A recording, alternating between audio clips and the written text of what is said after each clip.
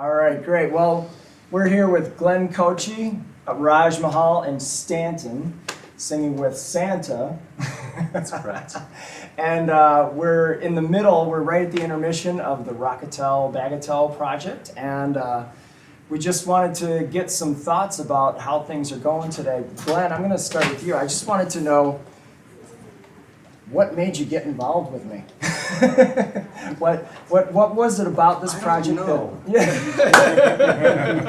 know.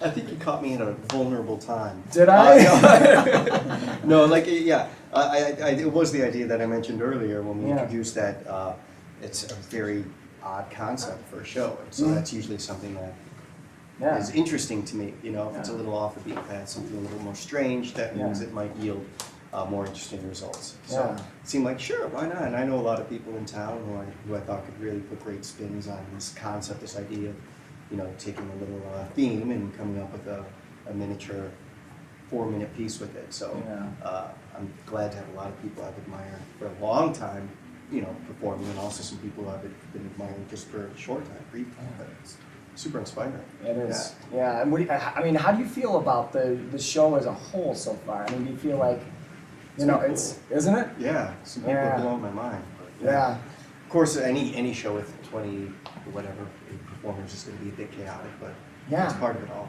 Yeah. So Raj, have you ever been asked to do anything like this before? Absolutely not. No? No. This is pretty very different for me. But I'm really happy that I signed on for it. Actually. Yeah, it's been quite an experience. Like, horizon broadening. Yeah. Now, had you heard anything of what the other groups were doing before today, or is this just like you came, you know, you did your thing, and now you're performing, and now you're hearing all this stuff around? Exactly. Yeah. It's a brand new experience for me. Yeah. And how does this compare to, you know, like DJing in a club or something? I mean, it's totally different. Yeah. I felt kind of a little strange, a little out of place at first, you know, but then to hear everybody play, you know, it kind of just sank in that, you know, I mean, just to hear all this variety that I don't get a chance to hear was really a nice thing. Yeah. Nice thing.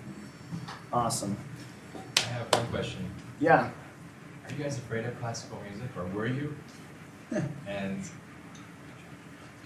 then did this change anything so far? Oh yeah, I've always been afraid of classical music, to tell you the truth.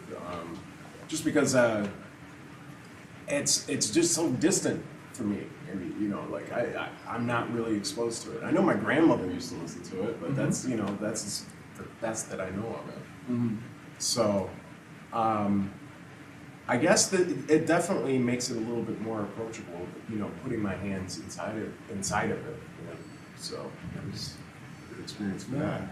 I wouldn't say that I was ever scared of classical music. I guess you could call it just naive. You know, being more of the rock scene, like you don't get too many shows that are so cross or pan genre, let alone like dipping into classical. And so this is really cool because, you know, we alternate between the Bagatelles and the Rockatelles, and it's just like the contrast is very much laid out, very much apparent, and just makes it's still really smooth. But yeah, and there is this interesting, you know, kind of crossover between songs. You know, I mean, one thing that, you know, just strikes me is we went from Rob to that piece that I played.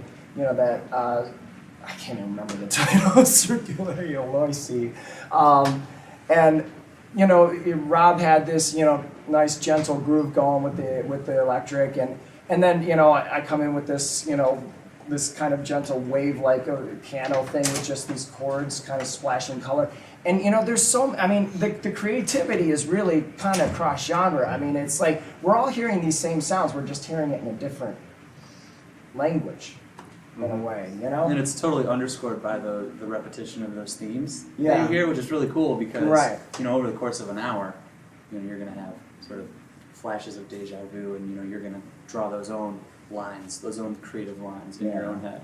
And that makes it really cool. Absolutely. Yeah. And one thing I like about the festival is that, you know, I mean, I'm very much into rock scene, but I have a degree in classical percussion. But something I like about the festival is that I think it's really important to keep classical music valid, and relevant, and alive. Yeah. You know what I mean? Yeah. Not just celebrating dead guys' music. You know what I Right. mean? And that's something that's great about this festival. It's taking the spirit of. It's not just about Beethoven's Right. music. It's about what he stood for, and it's about keeping it relevant.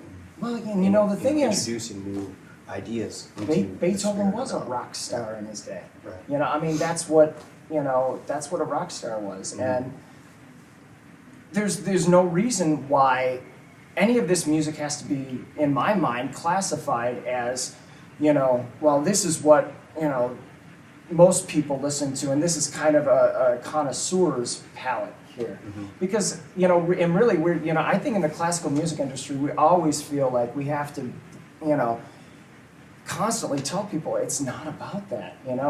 This isn't a connoisseur's thing. This is just creativity like anything else. We just happen to be using acoustic instruments and doing it in a different format. But the thing I love about this programming is that we get a format that's right in the middle, and you're able to hear all of it just as this this one thing. And so no longer is it divided into this idea of jazz and pop and electronic and folk. It's just great music.